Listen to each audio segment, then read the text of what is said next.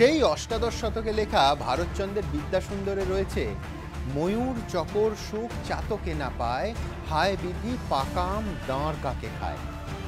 আমকে বাদ দিয়ে বাঙালি আমজনতার চলেই না, কেউ কেটা হন কিংবা সাধারণ মানুষ। গ্রীষ্মে বাঙালি মানে আম আদমি।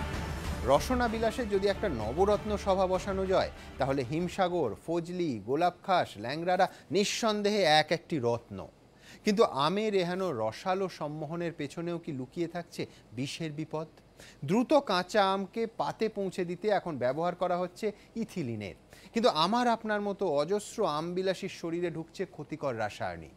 মহারাষ্ট্রের নাগপুরে এবিপি আনন্দের ক্যামেরায় ধরা পড়েছে সেই অসাধু কারবারের ছবি। কতটা বিপদ তা জানতে চিকিৎসকদের সঙ্গেও কথা বলবো আমরা। কিন্তু এই অনুষ্ঠানের শুরুতেই আপনাদের দেখাবো আমজনতার আমবিলাসে রাসায়নিক বিপদের ছায়া। কেন বলছি দেখুন।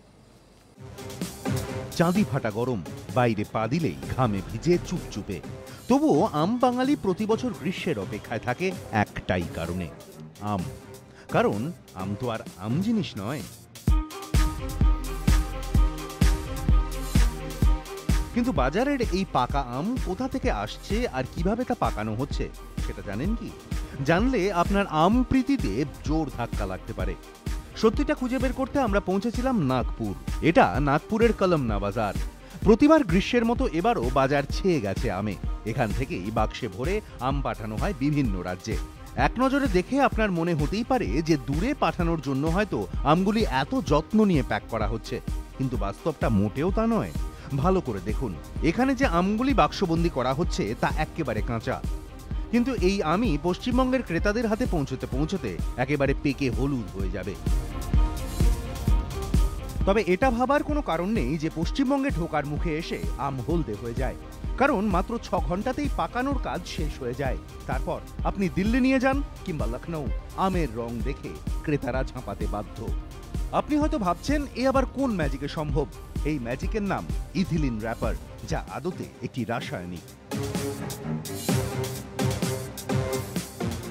এবার ভালো করে দেখুন, আমগুলি যে বাক্সে ভরা হচ্ছে তার প্রতিটি স্তরে ইথিলিন র্যাপার ভিজিয়ে রাখা হয়।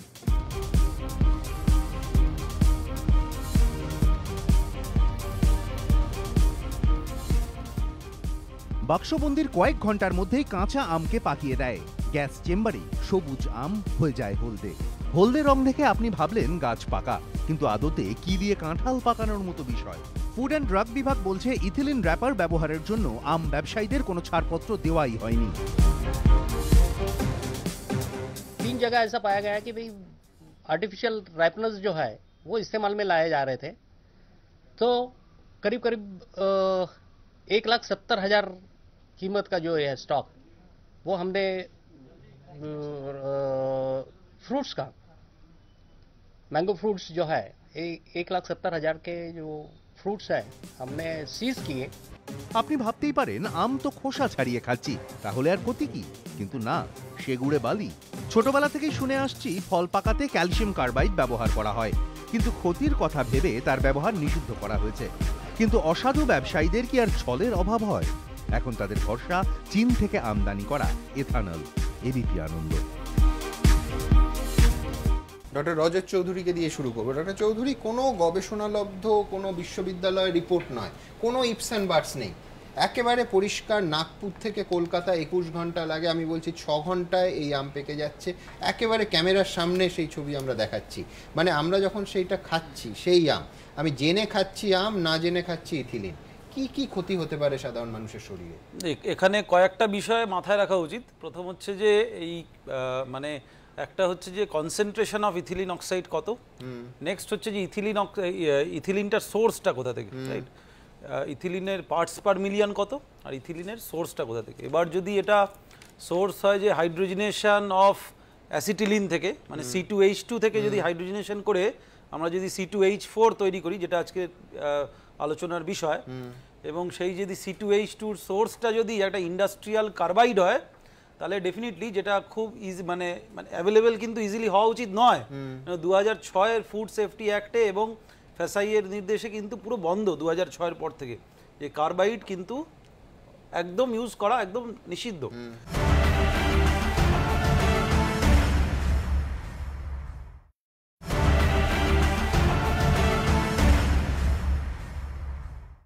2006-এর ফুড সেফটি অ্যাক্টে এবং ফ্যাসাইয়ের নির্দেশে কিন্তু পুরো বন্ধ 2006-এর পর থেকে, যে কার্বাইড কিন্তু একদম ইউজ করা একদম নিষিদ্ধ।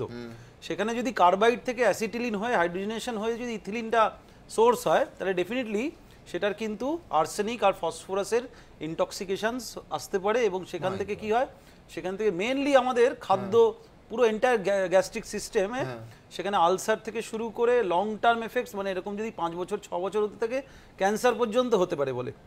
আর কিছুটা রেসপিরেটরি সিস্টেমে সেখানে জল টল জমতে পারে ফুসফুসে, এরকম অবধিও দেখা গেছে। মুখে ulcer, skin diseases arsenic induced, আর ব্রেনে কিছু কিছু সমস্যা দেখা যেতে পারে।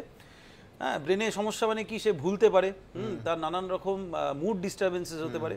কিন্তু এইটা কিন্তু একটা পোর্শন যে আতঙ্ক হওয়ার কিন্তু কারণ নেই। কেন কি, যে ইথিলিন একটা এমন একটা, এটা কিন্তু natural substance, natural ripening substance. যদি সত্যি ওটা ন্যাচারাল সোর্স থেকে হয়, তাহলে কিন্তু ওর পার্টস পার মিলিয়ন 0.1 নর্মালি থাকে, সেটা 10 টাইমস হলে পরে রাইপেনিংয়ে কিন্তু হেল্প করে। এবার তার থেকে 10 গুণ 15 গুণ বেশি হলে তারপরে কিন্তু শরীরের ক্ষতিকারক, মানে 100 to 150 পার্টস পার মিলিয়ন হলে পরে তারপরে কিন্তু ক্ষতিকারক হয়। এখানে 0.1 থেকে 1 হলে রাইপেনিং হয়ে যাচ্ছে, তাহলে আমার থ্রেশহোল্ডটা দেখছেন 1 পার্টস পার মিলিয়ন থেকে আমার 100 পার্টস পার মিলিয়ন হচ্ছে থ্রেশহোল্ড। এই সেফটি জোন আছে কিন্তু ন্যাচারাল গ্যাস। আমি এইটা নিয়ে উৎপল রায়চৌধুরীর কাছে আসবো। উৎপল বাবু, আমার দুটো প্রশ্ন। এক হচ্ছে যে কি ধরনের রাসায়নিক বিক্রিয়া হতে পারে, কতটা এই সেফ জোন আদৌ অতিক্রম করা সম্ভব কিনা, মানে ধরুন ছালে তো আবদ্ধ থাকছে না, সরাসরি আমের ভেতরে যে অংশটা মানুষ খায় তাতে চলে আসছে। দুই হচ্ছে বোঝানো, মানে সাধারণ মানুষজন কিনতে যাবেন তার বোঝার কোনো উপায় থাকছে কিনা যে কৃত্রিমভাবে পাকানো নাকি সাধারণভাবে রাসায়নিক ছাড়া পাকানো। ঘটনাটা হচ্ছে যে ইথিলিনটা কোথা থেকে আসছে, যেমন আমরা কার্বাইড যখন দেই অ্যাসিটিলিনটা আসে, অ্যাসিটিলিন কিন্তু ওই পাকানোর জন্য দায়ী কম্পাউন্ড। এবার কার্বাইডে যেহেতু অনেক কিছু থাকে, ওটা যেহেতু লেগে থাকে, তার জন্য ওখানে ওই ইন্ডাস্ট্রিয়াল কেমিক্যাল অন্য কেমিক্যালসগুলো চলে আসে। এখানে কিন্তু যে কম্পাউন্ডটা সেটা হচ্ছে ইথেফোন। ঘটনাটা হচ্ছে 2009-এ একটা রিপোর্ট বেরিয়েছিল গুজরাট ফ্রুট সেলার অ্যাসোসিয়েশন, ওরা কলা ইথেফোন দিয়ে পাকাতো। ইথেফোন হচ্ছে গিয়ে অর্গানিক ক্লোরোফসফরাস গ্রুপের একটা কম্পাউন্ড। আচ্ছা, এই কম্পাউন্ডটা আমি যখন জলে দেই, এটার থেকে ইথিলিনটা বেরিয়ে আসে, হাইড্রোলিসিস হয়ে এটা বেরিয়ে আসছে। এর ফর্মুলাটা হচ্ছে C2H6ClO3P ফসফরাস। এইবার এইটা হচ্ছে আসল সোর্স। ইথিলিন এমনি যদি দেয়, ইথিলিন কিন্তু চলে যাবে, ইথিলিন থাকবে না। এটাও কার্বাইডের আরেকটা বলতে পারেন নতুন রূপে এলো। এই যে ইথেফোন কিন্তু এই ইথেফোনটা 2 ppm পর্যন্ত ব্যবহার করা যাবে, FSSAI এটা বলেছে, কিন্তু কলা ছাড়া অন্যগুলোতে সেটা ব্যবহার করা যেতে পারে। 2 ppm এখানে দেখছি যে পাউচে করে জলে ভিজিয়ে সেটা ওখানে এবার এটা যখন আমরা জলে দিচ্ছি, ওই হাইড্রোলিসিসটা হচ্ছে, এবার অনেক বেশি দিতে হচ্ছে। আমরা এটা বলছি, পাঞ্জাব ইউনিভার্সিটিতে এটাতে একটা কাজ হয়েছিল, রিসার্চের কাজ একবার হয়েছিল, সেই সময় আমি এটাতে দেখেছিলাম ঘটনাটা কি হয়েছে। যখন জলে দেওয়া হয় প্রচুর দিলে, এবং জল দিয়ে ওটা কি আছে, দুটো জিনিস, একটা হচ্ছে টেম্পারেচারটা 20 থেকে 25 ডিগ্রি সেন্টিগ্রেড, আর হিউমিডিটি হবে 90 থেকে 95%। তার মানে জলে একদম চুপচুপ করে যখন দিয়ে দিলাম, এইবার ওর রিয়াকশনটা শুরু হতে শুরু, এটা একটা ক্যাটালাইটিক রিয়াকশন। ওর মলিকুলটা ভেঙে যায়, বড় মলিকুলটা ভেঙে ফসফরাস আর ক্লোরিন এই ক্লোরাইড ফর্মে করে, যেটা আমের সঙ্গে লেগে গেল আর ইথিলিন পাকাতে শুরু করলো। এবার এই যে ফসফরাস ক্লোরাইডটা আসছে, তাতে দেখা গেল যে আমে যেগুলো থাকে আর্সেনিক বা লেড, তার পরিমাণটা বেড়ে যাচ্ছে। এটা একটা ইন্টারেস্টিং, হেভি মেটাল অত্যন্ত ক্ষতিকর, হ্যাঁ, বেড়ে যাচ্ছে। নাম্বার 1। নাম্বার 2, এই যে নিউট্রিশনাল যে ফ্যাক্টস যেটা আমরা আম খেলে পাই, যেমন বিটা ক্যারোটিন বা অন্যান্য যেসব নিউট্রিশন বা ভিটামিন বি, সেগুলো ভিটামিন সির উপর একটা এফেক্ট হয়, এবং নিউট্রিশনাল ভ্যালুটাও কমে যাচ্ছে কিন্তু। এবং এর টেক্সচার, ধরুন এটা থেকে তো অ্যাভয়েড করা যায় না। কিরম বলছি, যে আগে কলকাতার বাজার ধরুন, প্রথমে আসবে গোলাপ খাস, তারপরে হিমসাগর যখন শেষের দিকে তখন ঢুকবে ল্যাংড়া। আজকে এই 2017-এ যারা বাজার যান তারা জানেন প্রথম দিন থেকে আপনি ল্যাংড়া পাবেন। মানে আমি বলছি যে এই টাইম লাইনটা কিন্তু একেবারে ওইভাবে করা হয়েছে, যে ওই ইথেফোন দিয়ে আমি র্যাপার, এটাকে আমরা ইথিলিন র্যাপার বলে খুব সংক্ষেপে বলছি, কারণ ওখান থেকে ইথিলিনটা বেরোচ্ছে বলছে। কিন্তু আমরা জানি যে ওই ইথেফোনটা যেটা, ওই কেমিক্যালসটা যেগুলো ব্যবহার করছে, এইটা কিন্তু খুব ক্ষতিকর একটা কেমিক্যালস। একদম। সুতরাং ইথিলিনটা ক্ষতিকর নয়, আমরা যে ছোট থেকে পড়ে এসেছি এসেছি, রচনায় লিখতে হতো যে বৈশাখ মাসে আম পাকে। এখন আপনি শীতকালেও আম পাবেন এবং পাকা আম পাবেন। আমি দ্রুত একবার দেখব যে যদি নির্ধারিত মাত্রার ওপরে ওঠে এই রাসায়নিক, কি কি ক্ষতি হতে পারে মানুষের শরীরে। একে ইথিলিন র্যাপার, তাতে আবার তার মাত্রাতিরিক্ত ব্যবহার। লক্ষ্য মুহূর্তে মুনাফা, তাই প্রকৃতির বিরুদ্ধে গিয়ে দ্রুত আম পাকানো। বিশেষজ্ঞরা বলছেন ফল পাকানোর জন্য 100 ppm ইথিলিনই যথেষ্ট, কিন্তু নাগপুরের মতো বহু জায়গাতেই কাঁচা আমকে পাকানোর জন্য এর চেয়ে অনেক বেশি পরিমাণে ইথিলিন ব্যবহার করা হচ্ছে। ভাবুন, নাগপুরে যে আম একদম কাঁচা 22 ঘন্টার মধ্যে কলকাতায় পৌঁছে সেই আমই একেবারে হলুদ পাকা। মানে যখন আমটাকে ধরুন তাড়াতাড়ি পাকানোর জন্য অনেক সময় ইথিলিন দেওয়া হয়। এবার ইথিলিনটা হচ্ছে অ্যাকচুয়ালি রাইপেনিং হরমোন হিসেবে কাজ করে। তো আপনি ইথিলিন অ্যাড করে দিলেন, সেটা কন্টিনিউয়াসলি পাকতে শুরু করে দিল। বিশেষজ্ঞরা বলছেন কৃত্রিম উপায়ে পাকানো এই আম খেলে মাথা ঘোরা, পেট খারাপ, অন্ত্রের সমস্যা, ডিহাইড্রেশন, পেটের রোগ, শ্বাসকষ্টের পাশাপাশি মাথা ব্যথার সমস্যা দেখা দিতে পারে। এমনকি স্মৃতিশক্তি লোপ পাওয়ারও আশঙ্কা রয়েছে। বেশি পরিমাণ যদি এটা একদমই পড়ে যায় তাহলে বলতে পারেন কার্সিনোজেনিক। আরেকটা জিনিসও বলি যে আমরা যখন ফল কিনতে যাচ্ছি আমাদেরও দোষ যে আমরা কিনছি হচ্ছে যেটা সবচেয়ে আমাদের চোখে ভালো লাগে, আর সেই ভালো লাগে জিনিসটাই আমাদের শরীরে মারাত্মকভাবে ক্ষতিকারক হয়ে দাঁড়াচ্ছে। কলকাতার ফল বাজারে নাগপুরের পাশাপাশি ব্যাঙ্গালোর, বিজয়ওয়াড়া ও উত্তরপ্রদেশ থেকে প্রচুর আম আসে। বিক্রেতাদের সাফাই, পোকা মারার জন্য আমে রাসায়নিক ব্যবহার করা হয়, বাকিটা তাদের অজানা। বাইরে তো কিড়া পোকা মারার জন্য কেমিক্যাল দেয়, এবার আমটা বাড়াবার জন্য কেমিক্যাল দেয় সেটা আমরা বলতে পারবো না, ওরা চাষিরা বলতে পারবে ওরা কি করে না করে। ব্যবসায়ীদের একাংশের মধ্যে ইথিলিন র্যাপারের ব্যবহার বাড়লেও এখনো বহু জায়গাতেই আম পাকাতে কার্বাইড ব্যবহার করা হয়। এই ক্যালসিয়াম কার্বাইড যদি শরীরের মধ্যে যায়, তার প্রথমটা হতে পারে 1 নম্বর হচ্ছে ডায়রিয়া, ডিসেন্ট্রি তো হবেই, এবং শরীরের সমস্ত এনজাইমগুলোর কার্যক্ষমতা কমে যেতে শুরু করে দেবে। এবং তার সঙ্গে সঙ্গে যদি কেউ প্রলং ওয়েতে এই কার্বাইডে পাকানো আম খেয়ে যেতে থাকেন, অনেক দিন পরে কিন্তু তার ক্যান্সার পর্যন্ত হতে পারে। অসাধু ব্যবসায়ীদের বিরুদ্ধে মাঝে মধ্যেই সরকারি সংস্থাগুলি অভিযান চালায়, চলে নজরদারি, কিন্তু তার ফাঁক বলেই বিষাক্ত আম বাজারে ঘুরে চলে আসছে আম জনতার পাতে, যা কুড়ে কুড়ে খাচ্ছে আমার আপনার শরীরকে। সঞ্জয় মিত্র ও সমিত সেনগুপ্ত, এবিপি আনন্দ। আমি নৃসিংহ প্রসাদ ভাদুরীর কাছে যাব। দাদা, যতই আম নিয়ে যে রাসায়নিক, যে রাজ্য, যে রাষ্ট্র থেকেই এটা আসুক না কেন, আমের সঙ্গে যা সম্পর্ক সেটা হচ্ছে বাঙালির একেবারে ভেতরকার নারীর টান। পুরাণে বৃহদারণ্যক উপনিষদে খ্রিস্টপূর্ব 1000 সালেও আম্রর উল্লেখ আছে। বৌদ্ধ ধর্মে আমরা জানি যে আম্রকুঞ্জে বুদ্ধদেব নিজে হাতে আম গাছ আম্রপালিত আছে। ইনফ্যাক্ট আম্রপালির নামে এটা কৃত্রিম আমেরও প্রজনন ভারতবর্ষে তৈরি হয়েছে। আমি যেটা জানতে চাইবো সেটা হচ্ছে আমের সঙ্গে ভারতীয়দের বা মানুষের সম্পর্ক, মানে পুরাণে কোনো রিফ্লেকশন আছে কি? পুরাণ কেন, আমাদের ভারতবর্ষে এটা কবির গাছ একেবারে। আচ্ছা, সম্পূর্ণ কবির গাছ। কেন কি যে শিবের ধ্যান ভঙ্গ করার জন্যে যে 5টা স্বর আছে ভালোবাসার দেবতা কামদেবের, সেখানে অরবিন্দম অশোকঞ্চ চ্যুতঞ্চ নবমল্লিকা। চ্যুত হচ্ছে তার একটা অস্ত্র, একটা বাণের মধ্যে পড়ে, এবং চ্যুত মানে হচ্ছে আম গাছ। আচ্ছা। এবং প্রাচীন যে সমস্ত আমাদের পুরাণ টুরাণ এখানে চ্যুত বৃক্ষের কথা প্রচুর পরিমাণ আছে, এবং আমের অনেকগুলো যে সিনোনিম আছে, তার একটা সিনোনিম হচ্ছে রসাল। সেটা খুব সহজ, কারণ প্রচুর রস আছে। কিন্তু অন্য সিনোনিমগুলো যেমন কোকিলাবাস, মানে কোকিলের আবাস, মানে আম আসবে মানেই হচ্ছে কোকিলও সেখানে আসবে, মানে বসন্তকে ধরে কথা বলা। আমকে বসন্তের দূত, বসন্ত দূত বলা হচ্ছে একটা পর্যায় শব্দ। একটা বলা হচ্ছে সহকার। সহকার, সহকার শব্দটা আম গাছের একেবারে পর্যায় শব্দ। এবং যারা চরক সংহিতায় আছে সহকার সুরা, মানে আম থেকে তৈরি মদ, সহকার সুরা, সুরা আছে। এবং চরক সংহিতা এবং শুশ্রূষ সংহিতা আমের তো অনন্ত গুণের কথা আছে, এবং সেটা মূল থেকে আরম্ভ করে, আমের মূল থেকে আরম্ভ করে পাতা পর্যন্ত। হ্যাঁ, এবং পুজোয় যে পাতা টাতা লাগে সে তো একেবারে হবেই না। আম্রপল্লব সারি সারি সমস্ত কীর্তনের সময় বলে রাম রম্ভা আরোপণ, আম্রপল্লব সারি সারি।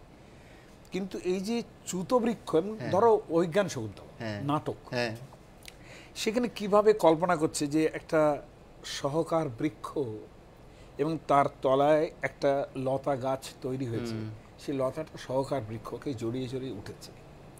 সেটা দেখার পর শকুন্তলাকে সখীরা বলছে যে কেন এই বনজ্যোৎস্নাকে এত করে দেখছে শকুন্তলা, বলে এই জন্যে যে যেমন করে বনজ্যোৎস্নায় সহকার তরুকে, মানে সে কত বড় ডিপেন্ডেন্সের জায়গা, সহুকে জড়িয়ে জড়িয়ে উঠেছে, ঠিক এইভাবে শকুন্তলা একটা বর পায় যাতে, সেই জন্য শকুন্তলা দেখছে। তো এইরকমভাবে সহকার টহকার হয়েছে।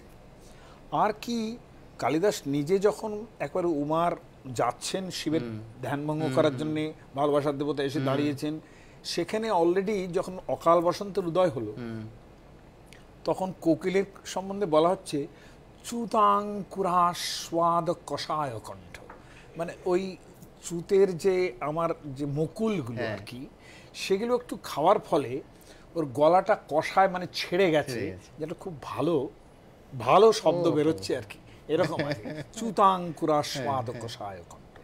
আচ্ছা, না ভাগবত পুরাণ, ভাগবত পুরাণে তো একটা অসম্ভব জায়গা আছে যেখানে খুব নামকরা গাছের সম্বন্ধে, যেখানে রাসলীলা হচ্ছে, সেই রকম জায়গায় যখন কৃষ্ণ হারিয়ে গেছেন, রাধাকে নিয়ে অন্য জায়গায় চলে গেছেন, সেখানে গোপীরা সব জিজ্ঞাসা করছে যে সমস্ত গাছকে, সেখানে যে শ্লোকটা আছে সেখানে খুব দেখার ব্যাপার, একবার গাছের কথা বলা হচ্ছে, তার সঙ্গে আবার আমের কথা বলা হচ্ছে, মানে একটা শ্লোক সেখানে একটাই শব্দ আসা উচিত ছিল একটা বৃক্ষের সম্বন্ধে, যেরকম অন্যগুলো তাই এসছে, কিন্তু এইটার জায়গায় দুটো এলো। শ্লোকটা এইরকম, খুব সুন্দর শ্লোক, চ্যুত পিয়াল পনসাসন কবিদার জমবর্ক বিল্ল বকুলাম্র কদম্ব নিপা। দেখো প্রথমে চ্যুত, একদম, তারপরে চ্যুত পিয়াল পনসা, পনস মানে কাঁটা, পনসাসন কবিদার, জম্বু মানে জাম, দেখো সব গ্রীষ্মে, জম্বু অর্ক, অর্ক মানে এক ধরনের অন্য ধরনের গাছ, বকুল আম্র কদম্ব নিপা, আমরাও এলো চ্যুত, মানে এটা এমন ভাবেই আমাদের ভাবনা করা হয়েছে যে এটা মানে একবার কবির গাছ। আর শেষ পর্যন্ত রবীন্দ্রনাথকে, এই যে সব ইতালিয়ানের কথা শুনছি, রবীন্দ্রনাথ কি করবেন যে অরুণ বরণ আমেনো গোটা কত, সেখানে কি হবে, তার তো প্লেটে সাজিয়ে সুন্দর করে রুমাল চাপা দিয়ে যে আম আসতো, সেখানে সেই অরুণ বরণের কি মাহাত্ম্য যা শুনছি, তিনি থাকলে কি হতো। ইথিলিন দিয়ে সেটাকে আর কি পুরো ইয়ে করে দিয়েছে, এত হাজার বছরের আমের সঙ্গে আমাদের সম্পর্ক, আম বাঙালির, ইথিলিন তা মনে হচ্ছে না ম্লান করতে পারবে। আমি দ্রুত একবার দেখাবো, যে কোনো ভালো জিনিসের খারাপ দিকও থাকে, ভালো দিক যেমন থাকে, কিছু নেতিবাচক দিকও থাকে। আমের ক্ষেত্রে ঠিক কিরকম এটা রেখেছি আপনাদের সামনে। সকালে শুরুই হয় বোধহয় আম দিয়ে, আর শেষ হয় রাত্রিবেলা আম দিয়ে।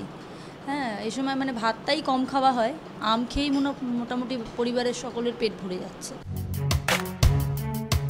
এটাই আম আদমির অন্তরের কথা। পাড়ায় পাড়ায় ঠেলায় করে আম নিয়ে হাজির বিক্রেতারা, বাজারেও আমের ঝুড়ি সাজিয়ে বসা বিক্রেতাদের ঢল। জলখাবারে আম দুধ মুড়ি থেকে রাতে আম দিয়ে রুটি, সব খাবারই এখন আম্রযোগ। যে আমের এত কদর, তার গুণাগুণও অনেক। পুষ্টিগত দিক থেকে সব আমই এক। এতে প্রচুর পরিমাণে antioxidant, vitamin A, vitamin C থাকে। আমের মধ্যে থাকা বিভিন্ন জৈব রাসায়নিক যৌগ ক্যান্সার প্রতিরোধে সহায়ক। আমে প্রচুর পরিমাণে এনজাইম রয়েছে, যা হজম শক্তি বাড়ায় এবং কোষ্ঠকাঠিন্য দূর করে। গবেষণা থেকে এও জানা গিয়েছে, মানসিক চাপ, অবসাদ, ক্লান্তি, অনিদ্রা দূর করতে সাহায্য করে আম। রক্তাল্পতা ও উচ্চ রক্তচাপ নিয়ন্ত্রণে রাখে। ছোটদের রাতকানা এবং বয়স্কদের অ্যালজাইমার্স প্রতিরোধেও আম গুরুত্বপূর্ণ ভূমিকা নিতে পারে। আম ভীষণ ভালো একটা, যেহেতু উৎসেচকের কাজ করে, ওর মধ্যে খুব ভালো ভালো কোয়ারসেটিন বা আপনার আইসোকোয়ারসেটিন থাকে বলে আম কিন্তু খুব ভালো স্কিনের যত্ন নিতে সাহায্য করে। নাম্বার 1, আম খুব ভালো কোলেস্ট্রল নিয়ন্ত্রণ করতে সাহায্য করে, কারণ খুব ভালো পরিমাণে ফাইবার থাকে, যেটা কী করে না এইচডিএল কোলেস্ট্রল যেটা আছে সেটা বাড়াতে সাহায্য করে, এবং যে খারাপ কোলেস্ট্রলগুলো থাকে সেগুলোকে কমাতে সাহায্য করে। এবং তার সঙ্গে সঙ্গে অ্যালার্জি বিভিন্ন রকমের প্রতিরোধ করতে আম খুব ভালো হেল্প করে। ভীষণ ভালো একটা গুরুত্বপূর্ণ ভূমিকা আছে আমের মধ্যে। তার সঙ্গে সঙ্গে ধরুন খাবার দাবার ডাইজেশনস করতে বা ধরুন মেমোরি ঠিক রাখতে আমি যেহেতু এত ভালো ফাইটোকেমিক্যালস বা অ্যান্টিঅক্সিডেন্ট আছে, সেটাও কিন্তু বজায় রাখতে সাহায্য করে। তবে মধু মাসের মধু ফলকে নিয়ে মধুমেহ রোগীরা অবশ্য একটু দোটানায় থাকেন। একদিকে অমৃত সমান আমের হাতছানি, অন্যদিকে ডায়াবেটিসের চোখ রাঙানি। যেসব আমে আঠার ভাগ বেশি তার থেকে ইকোলাই সংক্রমণে পেটের অসুখের আশঙ্কা রয়েছে, ত্বকের সমস্যা তৈরি হয়। আম যদি একটা ডায়াবেটিক পেশেন্ট বা ডায়াবেটিক রোগী যদি রোজ খেতে থাকেন তাহলে সেক্ষেত্রে কিন্তু প্রবলেম আসতে পারে, বিকজ আম যেহেতু সুগারের মাত্রা অনেক বেশি থাকে এবং আগেই বলা হয়েছে আম কিন্তু একটা হাই গ্লাইসেমিক লোড এবং ভালো পটাশিয়ামযুক্ত ফল। সেই ক্ষেত্রে একটা ডায়াবেটিক পেশেন্ট বা ডায়াবেটিক রোগী যদি তার সুগারের মাত্রা নর্মালে থাকে, কিডনির প্রবলেম না থাকে, তিনি কিন্তু মাঝে মধ্যে, কথাটা কিন্তু মাথায় রাখা দরকার, মাঝে মধ্যে কিন্তু একটু আধটু আম খেতেই পারেন। তবে এত কিছু দোষ নিয়েও স্বাদ, গন্ধ আর পুষ্টিগুণে সমৃদ্ধ রাজার মুকুট কিন্তু আমের জন্যই সংরক্ষিত। কারণ আম আমই, যার কোনো বিকল্প হয় না। সঞ্জয় মিত্র, এবিপি আনন্দ।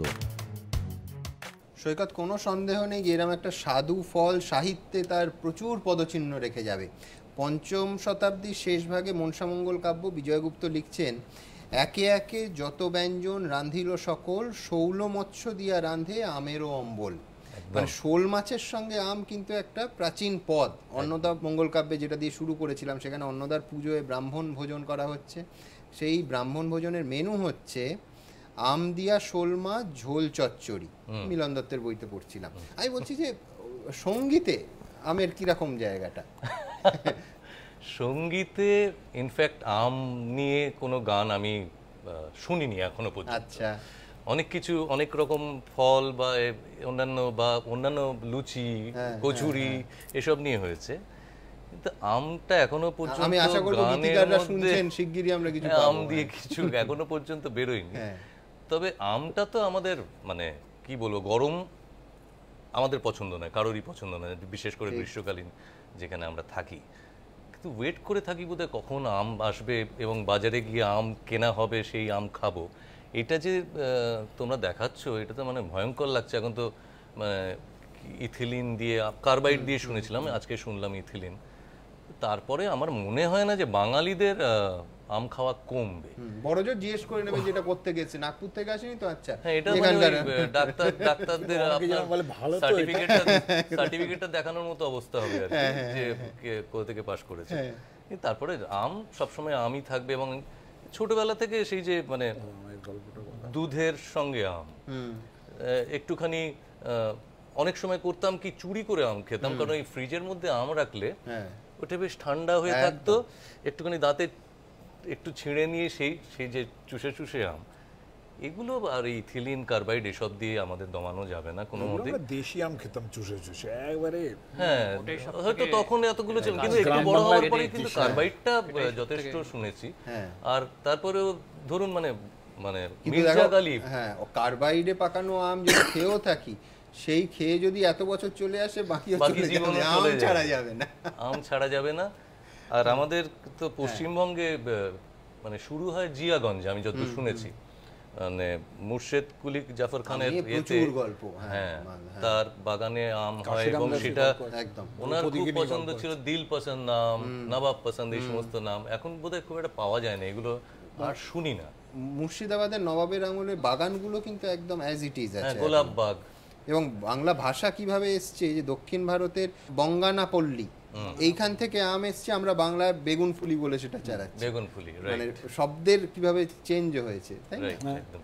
তো আমি একদম শেষে আবার একবার উৎপলবাবুর কাছে আসবো, যে সাধারণ মানুষের কিনতে যাওয়ার সময় কোনো বোঝার উপায় আছে যে এটা, এক্ষুনি সুভাষ দত্ত থাকলে বললেন যে আমি একদম কাঁচা আম কিনি, তো সেটা তো সম্ভব নয়। কিন্তু কাঁচা আমেরও কিন্তু একটা আলাদা, কাঁচা আম দিয়ে আমরা যে টক খাই, সেটাও কিন্তু আমাদের কাছে খুব রসালো। যেটা আসছে আমাদের ছোটবেলায় এমনি গেরস্ত বাড়িতে একটা প্র্যাকটিস ছিল যে চালের ড্রামের মধ্যে আম পাকানো বা কাঠের তলায় কাগজের উপর রেখে আম পাকানো, সেটা তো সম্ভব নয়। কিন্তু আমি বলছি কোনো বোঝার উপায় আছে, কোনো গন্ধ, কোনো কিছু যে এটা কৃত্রিম ভাবে পাকানো? না, এখন আমি বলছি, আমি যখন ছোটবেলায় আম খেতাম, যেটাকে হিমসাগর আম বলে, সেই হিমসাগর তো তখন এইভাবে পাকানো হতো না। তা সেই আমটা আমরা যে ফ্লেভারটা পেতাম, সে অনেক দূর থেকেই বুঝতে পারতাম যে এ এসছে, বাড়িতে হিমসাগর এসছে। কিন্তু এখন কিন্তু সেই ফ্লেভারটা পাওয়া যাচ্ছে না। কি হচ্ছে, এই আমগুলো যেগুলো এই আমরা ইথেফোন বা কার্বাইড দিয়ে করছি, এটা ফ্লেভারটাকে তৈরি হতে দিচ্ছে না। ইথিলিনটা যদিও একটা এজিং হরমোন, এটা কি করে, রাইপেনিং হরমোন, এটা এজিং করছে।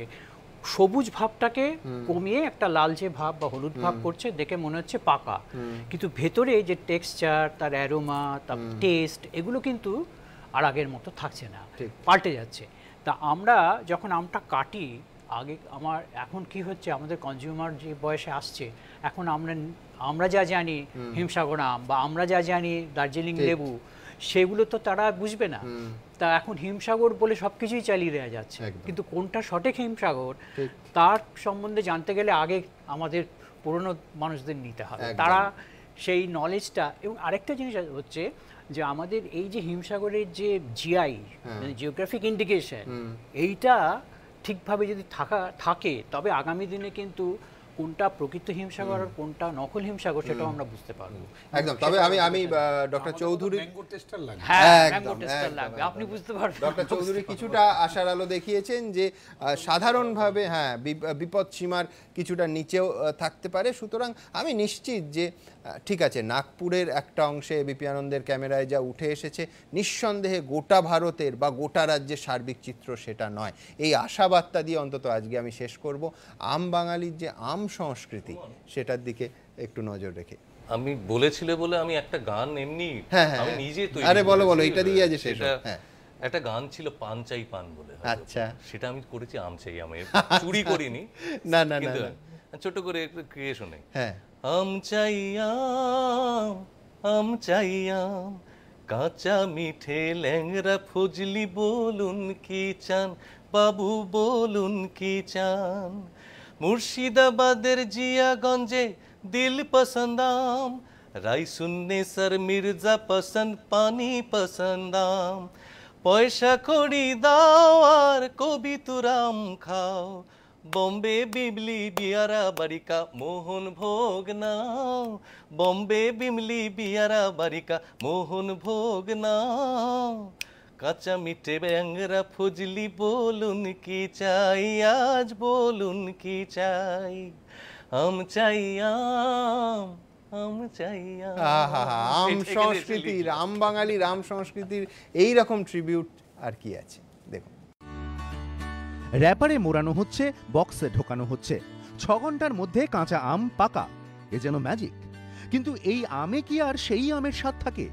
আজ নবাবও নেই, নবাবী আনাও নেই, কিন্তু আম নিয়ে নবাবী গল্পে আজও ম ম করে পরিবেশ। নবাব মুর্শিদ কুলির জামাই নবাব সুজাউদ্দিন লালবাগের কিল্লা নিজামত এলাকায় তৈরি করেছিলেন একটা বিশাল বাড়ি, নাম দিয়েছিলেন আম্বাখানা।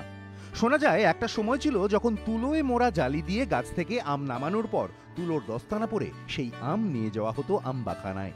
তুলোর বিছানায় শুইয়ে রাখা হতো সেই গাছ পাকা আম। তুলোর বিছানায় শুইয়ে রাখা আম ঘন্টায় ঘন্টায় এপাশ ওপাশ করে দেওয়া হতো। বিশেষত কোহিতুর আমের ক্ষেত্রে এটা করা ছিল বাধ্যতামূলক। তারপর লগ্ন এলে রূপোর ছুরি কিংবা বাঁশের ছিলকা দিয়ে খোসা ছাড়িয়ে ফালি ফালি করে কেটে আম পরিবেশন করা হতো। মূলত নবাবদের পৃষ্ঠপোষকতায় বাংলায় আম চর্চার বারবারন্ত। তাই শুধু মুর্শিদাবাদ আর মালদা জুড়েই কয়েকশো প্রজাতির আমের দেখা মেলে। বেগম পসন্দ, নবাব পসন্দ, রানী পসন্দ, দিল পসন্দ, বাদশাহ ভোগ, গোপাল ভোগ, আরও কত কি। তবে এত শত আমের মধ্যেও যার নাম না করলেই নয় তা হলো কোহিতুর। নরম তুলোর মোড়কে পরম যত্নে লালন পালন করতে হয় এই আমকে। তবে সাধারণভাবে বাংলার ঘরে ঘরে যে আমের কদর তা হলো হিমসাগর। হুগলি, বর্ধমান, নদিয়া, উত্তর 24 পরগনায় মূলত এই আমের রমরমা। মরশুমের একেবারে শেষে বাজারে আসে উত্তর ভারতের 2 সেরা আম, দশেরি আর চৌসা। আম শব্দটা ঠিক যতটা সাধারণ ঠিক ততটাই বাদশাহী। ভারতের জাতীয় ফল হলেও মায়ানমার, থাইল্যান্ডও আমের আদি বাসস্থান। আবার পুরাণ মতে লঙ্কা থেকে হনুমান এই গাছ ভারতে নিয়ে আসেন। বিশ্বকোষ বলে 6000 বছর আগে ভারতে আম গাছের অস্তিত্ব ছিল। ঐতিহাসিক বিবরণ থেকে জানা যায় গ্রিক সম্রাট আলেকজান্ডার ও চীনা পর্যটক হিউয়েনসাং ভারতে এসে আমের স্বাদে মজেছিলেন। আমের প্রেমে মজেছিলেন মুঘলরাও। শোনা যায় সম্রাট আকবরের রাজসভায় থরে থরে আম সাজানো থাকত। এই আকবরই তার বন্ধু আবুল ফজলের নামানুসারে এক ধরনের আমের নাম রাখেন ফজলি। ইস্ট ইন্ডিয়া কোম্পানির আমলে হাজিপুরের একটি আম গাছ রক্ষা করতে ফৌজি পাহারার ব্যবস্থা করতে হয়েছিল। সেই গাছের নিচে বাস করা এক ল্যাংড়া ফকিরের নামানুসারেই সেই আম বিখ্যাত হয়ে ওঠে। ভারতের আন্তর্জাতিক খ্যাতিসম্পন্ন আম হলো আলফানসো। পর্তুগিজ নিকোলাই আলফানসোর নামে এর পরিচিতি।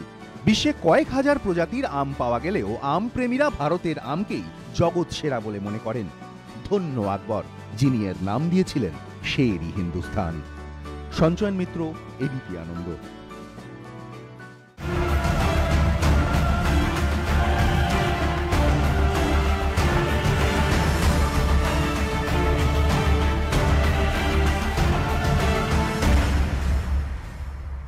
ঘণ্টাখানেক সঙ্গে সুমন নিবেদন করছে আধুনিক টিএমটি বার্স, ভরসা হমেশা। NIPS hotel management, eastern India's number 1। Wildstone perfumes, লোক তো নোটিস করবেই। পার্টনার বাই, অনিয়মিত জীবনে লিভারের সুরক্ষায় ব্যবহার করুন লিভোসিন ডিএস। আদি অক্ষ অ্যান্ড কোম্পানি, কলেজ স্ট্রিট ও বড়বাজার। এক্সাইড ইনভার্টিউলার, চলবে দ্বিগুণ। এবং সুরক্ষা ডায়াগনস্টিক, 25 বছর ধরে সবার সুস্থ থাকার ঠিকানা।